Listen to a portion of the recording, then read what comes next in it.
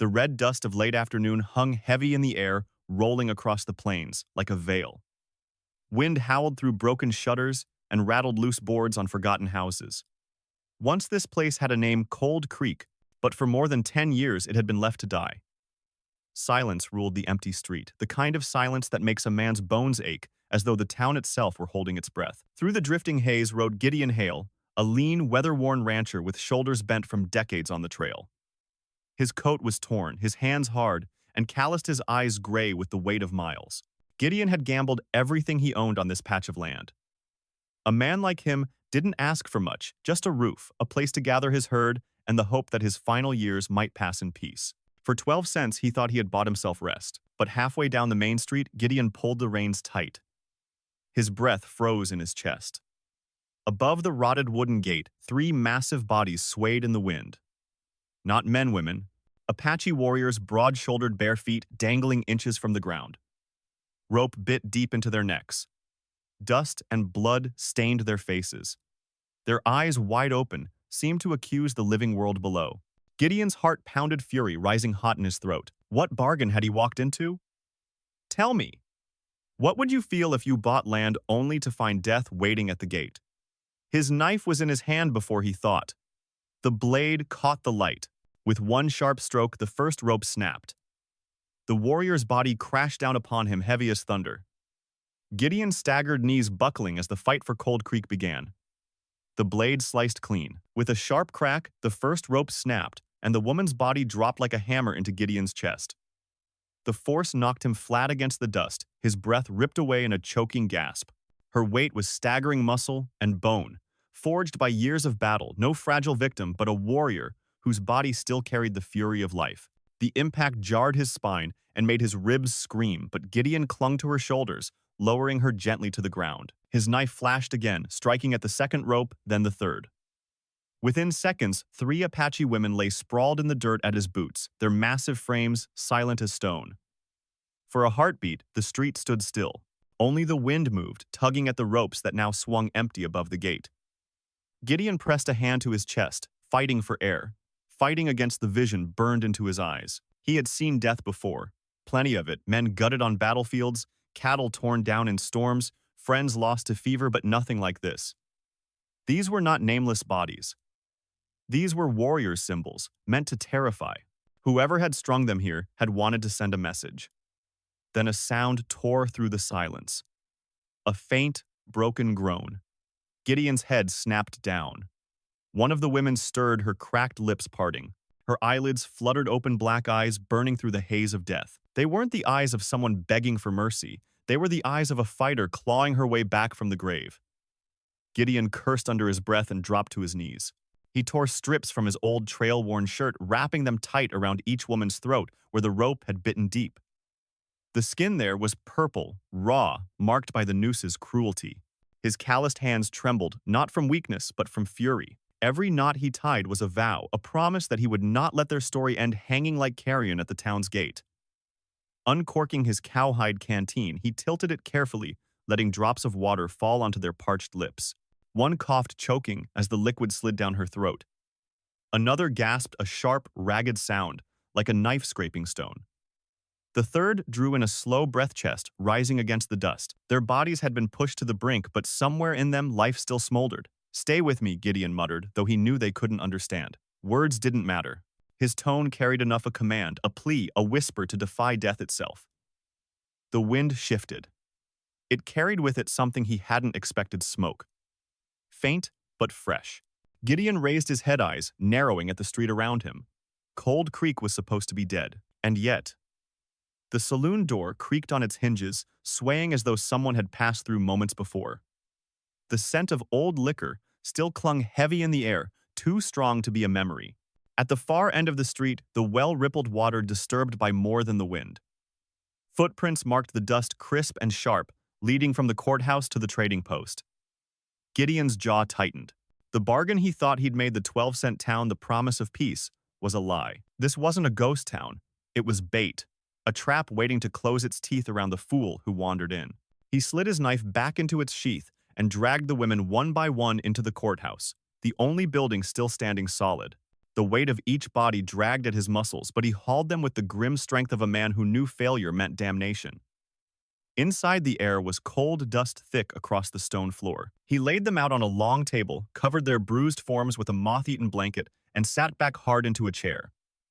For a long moment, he simply stared. Years ago, in a fur trading post, he'd heard whispers of the White Hawk Apache warrior women whose cries shook the mountains. Tall, broad, unyielding as granite. Now here they were strung like animals at the town gate. A warning, a curse, a declaration that no resistance would be tolerated. Gideon rubbed his face with a trembling hand. All he had wanted was quiet, a place to end his days in peace. Instead, fate had placed 3 lives in his hands. Outside, the wind wailed through broken windows, carrying a low moan that sounded like the restless dead. Gideon stiffened fingers, wrapping around the stock of his Winchester. Shadows lengthened in the street, stretching like grasping hands. His pulse pounded louder than the storm. A drumbeat of dread. He was alone, but not alone. Someone was out there watching. Behind him, a rasping cough cracked the silence. One of the women shifted, rolling her head against the blanket. Her eyes opened again, fierce, despite the bruises at her throat. She whispered something in Apache, a word Gideon could not understand. Yet he felt its weight. It wasn't a cry for help. It was a vow. A vow that death would not have her. The others stirred too, their breaths unsteady, but growing stronger. Gideon rose, fed a few logs into the courthouse stove, and watched the flames flare blood-red across the brick walls. The crackle made him flinch every spark. A reminder that the town was alive in ways it should not be. He looked at the women, then at the street beyond the courthouse door. Cold Creek was no bargain. It was a snare. And he had walked straight into its teeth. Yet as the firelight licked across their faces, faces scarred, proud, defiant, he felt something shift inside him. For years, he had been a drifter, a man with no tether but his herd. Tonight, 3 strangers lay between life and death because of him. He could turn away, ride out, leave the dead to bury themselves. But as he gripped his rifle and listened to the wind, Gideon knew the choice had already been made. He would not abandon them. Not now, not ever. And in that silent vow, the battle for Cold Creek had begun. The fire in the courthouse stove had burned low when Gideon first heard it hoofbeats slow and steady like a drum of war echoing through the night.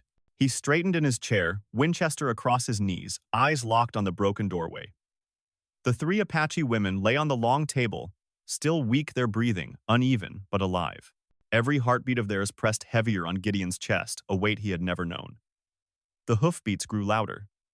Then came the flicker of torchlight. Shadows stretched across the dust, crawling up the walls of Cold Creek. Gideon pushed himself to his feet, shoulders rigid, jaw locked. Outside shapes emerged, riders a dozen, at least cloaks flapping in the moonlight. At their head rode a man on a black horse, tall, broad, wrapped in a coat that swallowed the wind. A silver band glinted on his wide-brimmed hat. The man stopped in the middle of the street and raised his voice deep and commanding. Gideon Hale, you bought what doesn't belong to you. This town and those 3 monsters belong to us. The word monsters cut deep. Gideon's grip on the rifle tightened. Behind him, one of the women stirred, her eyes opening, her breath ragged but fierce. She whispered hoarsely, "He speaks truth. They hanged us to send a message resistance means death." Gideon didn't turn. His voice was low, steady, but burning. "Who's behind this?" Her gaze locked onto his. Judge William Crane. Governor Marcus Webb. They forged deeds. Hartwell discovered it. They silenced him. Then they strung us up to silence Whitehawk. Outside, the rider laughed dry, and cruel the sound rolling against the old brick walls. Tonight is your warning. By dawn, ride out or hang beside them. He snapped his reins, and the riders turned their torches, flaring as they disappeared into the night hooves, thundering like a funeral drum. Dust settled heavy in the air, choking, suffocating. Inside the courthouse, silence returned thick and unbearable.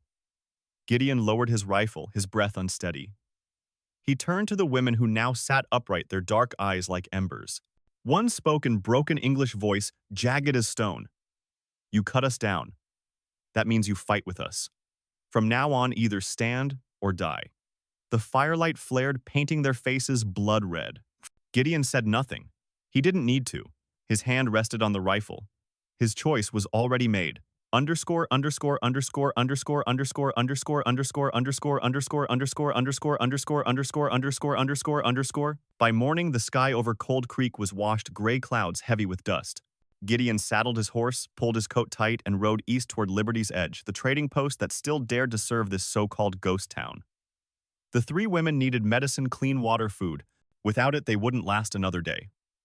When he pushed through the wooden door of the general store, conversation died instantly. A few women bent low over bolts of cloth pretending to shop, but their eyes cut sharp toward him. A man froze with a sack of flour in his hands. The air was tight as a drawn bowstring.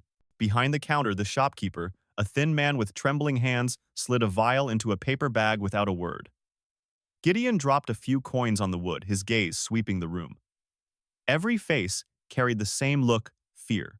Then a frail hand touched his sleeve. Gideon turned to find an old woman bent with age, her cloudy eyes searching his. She pressed a folded scrap of paper into his palm, her whisper trembling like a dying wind. Leave.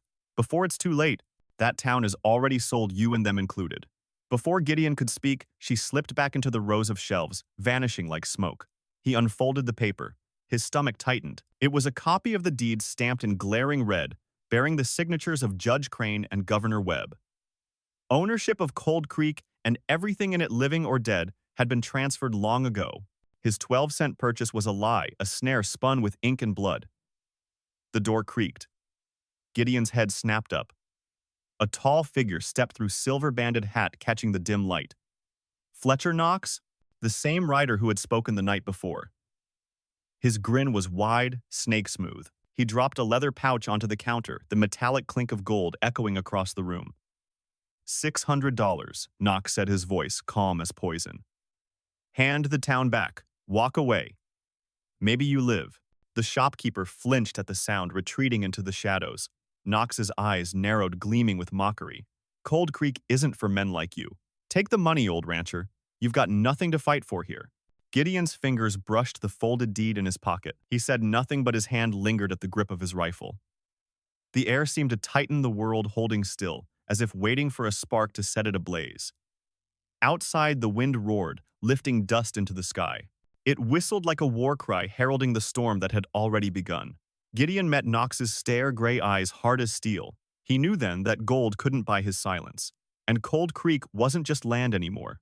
It was truth. A truth soaked in blood. And for truth, Gideon Hale was ready to stand no matter the cost. The pouch of gold still rang in Gideon's ears long after Fletcher Knox rode out of Liberty's Edge. He had left the trading post with little more than medicine, a sack of flour, and a storm lodged in his chest. By the time he returned to Cold Creek, the sky had sunk into a bruise-colored twilight. The three Apache women sat upright now, weapons in their hands. Old Colts Gideon had dug from his saddlebags, knives sharpened on broken stone. Their bruises had not faded, but their eyes burned with undimmed fire. Night settled like a shroud. The courthouse stove hissed embers, glowing red against cracked brick. Gideon sat by the door, Winchester laid across his knees, listening to the silence outside. But silence never lasts. It broke with a sound that made his blood chill, hoofbeats, faint at first, then multiplying, swelling into a storm. Torches flared at the far end of the street. Dozens of riders descended, laughter cutting through the dark, cruel and mocking. Their cloaks whipped in the wind as they spread out, encircling the courthouse like wolves around a den. At their head, mounted on his black horse, Fletcher Knox raised a torch high and shouted across the night, "Gideon Hale, tonight you die with those monsters. Cold Creek belongs to us." Gideon stood, his voice, low but steady, carrying across the dust. "If you want it, come and take it." The world exploded. Gunfire tore the silence apart, bullets shattering wood and glass. Splinters flew as the courthouse wall cracked under the barrage. Gideon dropped flat, firing his Winchester in measured bursts. The first rider screamed and toppled from his saddle, crashing into the dirt. The Apache women moved like unleashed fury. One vaulted onto the broken balcony of a saloon across the street, her Colt barking flame with deadly precision. Each shot sent a rider reeling, horses shrieking in terror. Another overturned chairs and barrels into a barricade, snatching a torch and hurling it back. Flames burst against a rider's cloak, setting him ablaze. His horse bolted, dragging him into the dust. The third warrior staggered, still weak, but driven by rage. She seized the wooden beam that had once served as the gallows, the same beam that had carried her near to death. With a cry that split the night, she swung it wide. The crack of splintering bone echoed like thunder as the beam crushed a charging rider and his horse in one strike.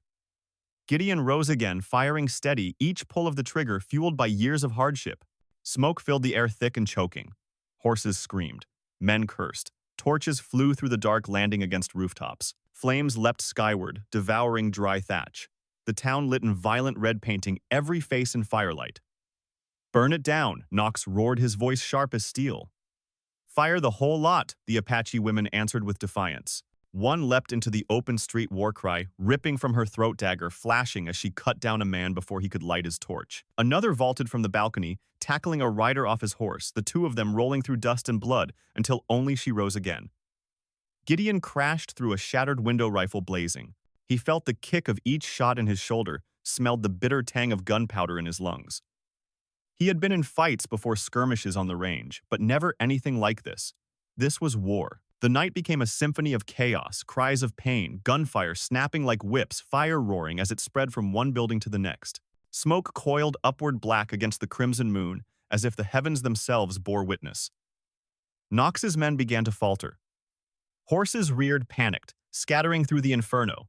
Gideon shot another rider clean from his saddle, dust exploding where the man fell.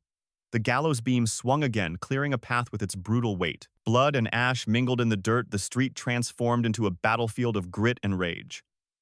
Knox cursed, spurring his black horse forward. He fired into the courthouse, his bullets sparking off stone. But Gideon was already moving, dropping low, squeezing the trigger. The shot clipped Knox's shoulder, spinning him in the saddle.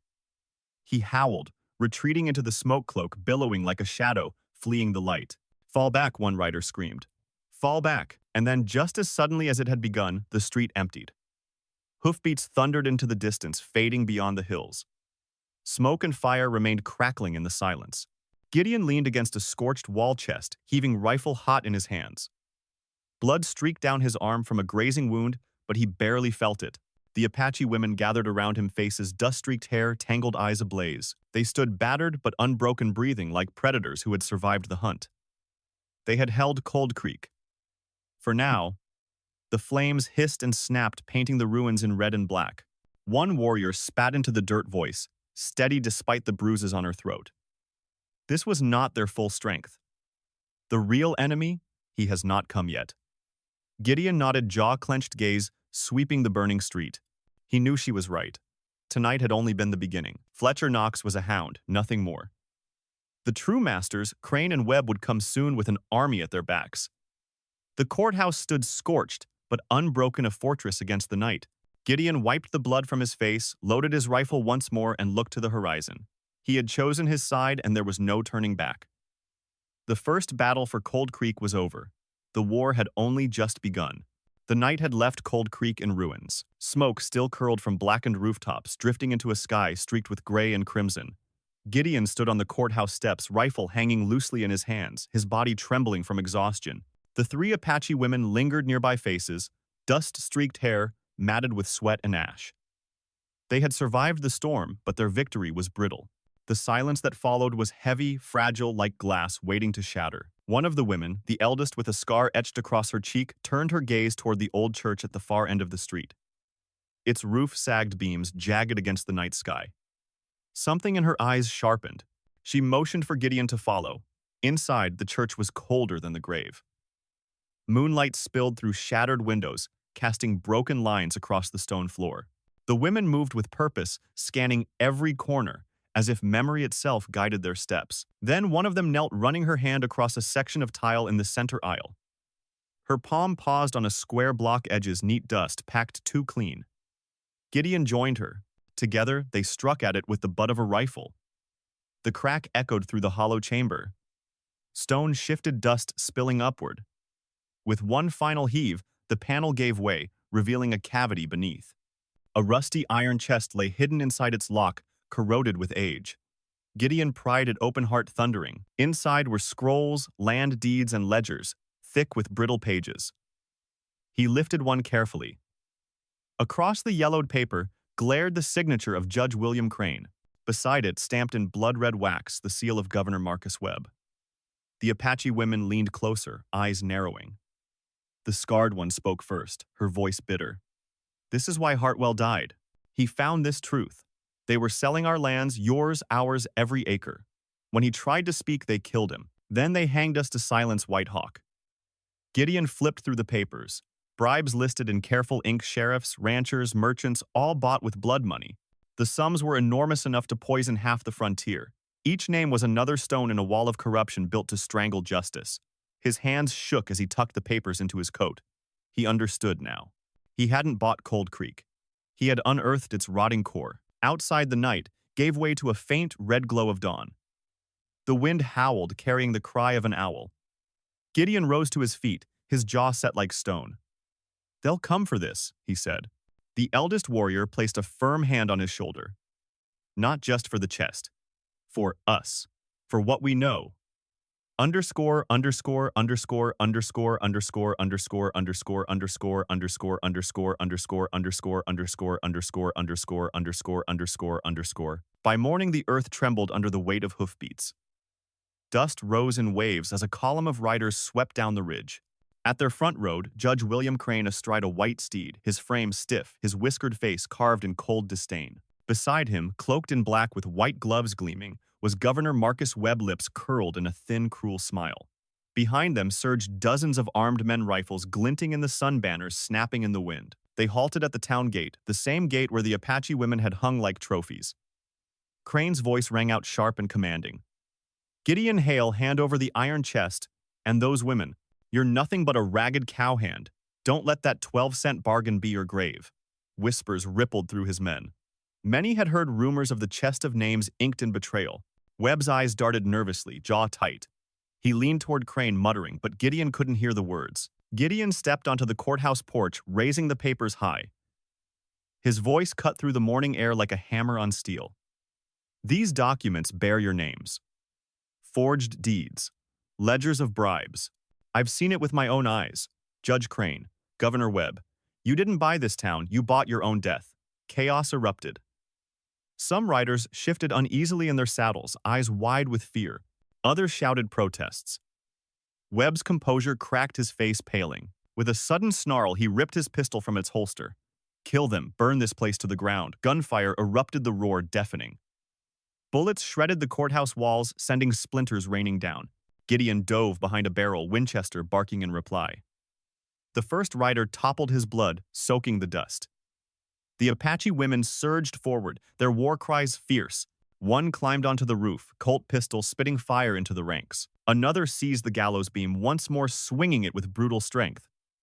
Horses shrieked as the beam crashed down, scattering men like leaves in a storm. The third dashed into the fray, dagger flashing, her movements swift and merciless. Then came the sound, the war horn. From the ridges above Cold Creek thundered the White Hawk tribe. Scores of Apache riders, then hundreds pouring down, like a flood, spears, raised bows, drawn war cries echoing through the valley. Sunlight glinted off steel as they charged, merging with the fury below. Crane's men faltered, panic flashing across their faces. Some dropped rifles and fled. Others stood frozen, torn between fear and loyalty. Crane bellowed for them to advance, but his command was swallowed by the roar of hooves. The battle became chaos incarnate. Dust and smoke blurred the line between earth and sky. Arrows whistled through the air, striking riders clean from their saddles. Gideon fired relentlessly, each shot carving a path through the madness. Beside him, the Apache women fought like living legends, their strength unbroken, their resolve unshakable. Crane spurred his white horse forward, pistol blazing. "Savages," he roared. "I am the law." From the smoke stepped the scarred Apache warrior, beam gripped in her calloused hands. Her voice thundered back, "The law never hanged us." She swung with every ounce of fury, the beam crashing into Crane. The crack of bone rang out, echoing above the screams. The judge fell from his horse, eyes wide in disbelief, lips frozen mid-curse as life left him. Webb's shriek cut through the din. He fired blindly, bullets whistling past Gideon. One grazed his shoulder, tearing through flesh, but Gideon gritted his teeth and rose. He steadied his Winchester, aimed and squeezed. The shot struck Webb's hand, his pistol spinning to the dirt. He fell to his knees, clutching his bleeding wrist, his face twisted in terror. Surrounded, abandoned, his men scattering in every direction. Webb's voice cracked as he begged. "Mercy, don't kill me." The White Hawk tribe encircled him, their spears lowered. Gideon stepped forward, the chest of papers heavy in his arms. His voice rang out steady and cold. Mercy belongs to those who show it. You showed none. He held the documents high and silence rippled through the battlefield. The names, the signatures, the red wax seal, proof undeniable. The riders who had once followed Webb dropped their weapons faces, twisting from hate into shame. By afternoon, Cold Creek lay quiet again. Not the silence of death, but of rebirth. The bodies of the fallen were dragged beyond the town gate fires, cleansing the blood-soaked earth. Neighbors from distant counties rode in drawn by rumor, their eyes widening at the chest of papers, and the truth finally revealed. Gideon sat on the courthouse steps, shoulder bandaged, his body weary. The three Apache women stood beside him, hair-tangled bruises, fading but eyes alight with something greater than survival. They were no longer victims of a noose. They were warriors reborn as symbols of resistance. The scarred woman placed a hand on Gideon's shoulder. Her voice was softer now, but firm. "You didn't buy Cold Creek. You reclaimed it." Gideon exhaled, staring across the smoking town. His voice came rough like gravel carried by the wind. "I paid 12 cents, but the real price was blood. And if it brings justice, I'll pay it again." The sun sank low, painting the town in crimson light. From the ashes of gallows and corruption, Cold Creek rose anew, no longer a place of silence, but a beacon of defiance. In the West, justice wasn't written on paper, nor sealed by crooked hands.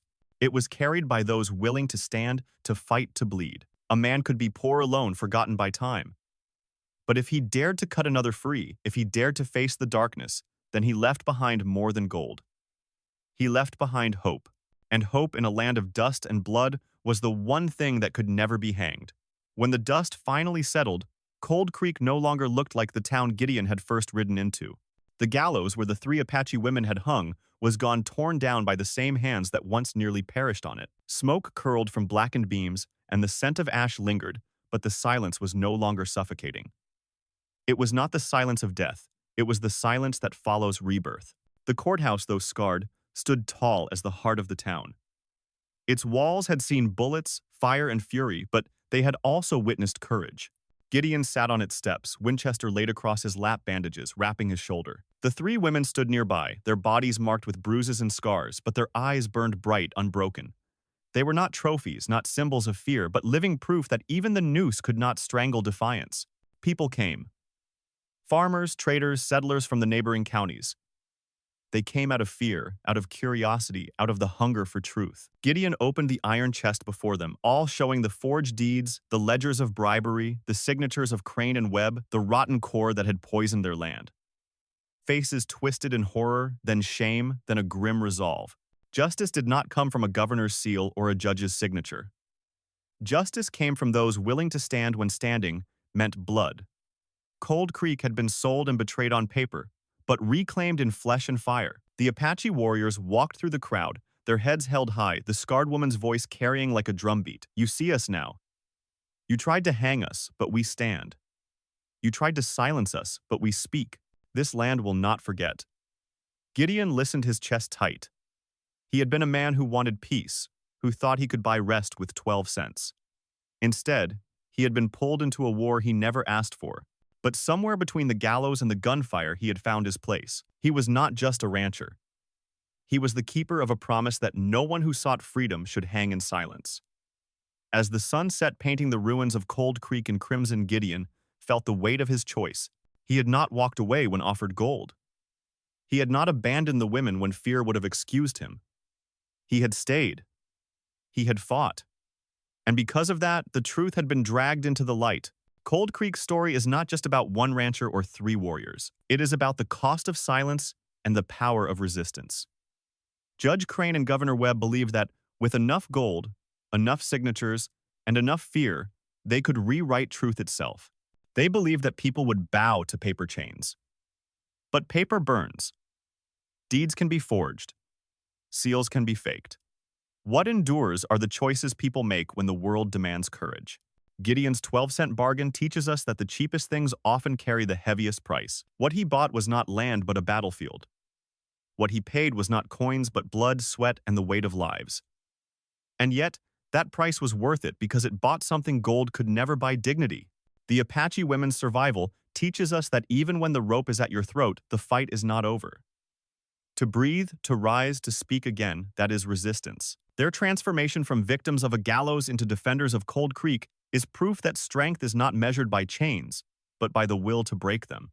And for those who stood in the crowd, who saw the papers and the blood and the scars, the lesson was clear: justice does not descend from above. It is built by those who choose to stand side by side even when standing means death. As Gideon looked across the town that evening, he whispered more to himself than anyone else. I didn't buy Cold Creek. I reclaimed it. The words hung in the air, heavy as the dust, yet shining like the last light of day. Cold Creek, once a graveyard of betrayal, had become a beacon. Its lesson would outlive Gideon, the warriors, and even the fires. Because in the West and in life, justice is not written on paper. It lives in the hands that dare to cut others free. And that is a story worth remembering.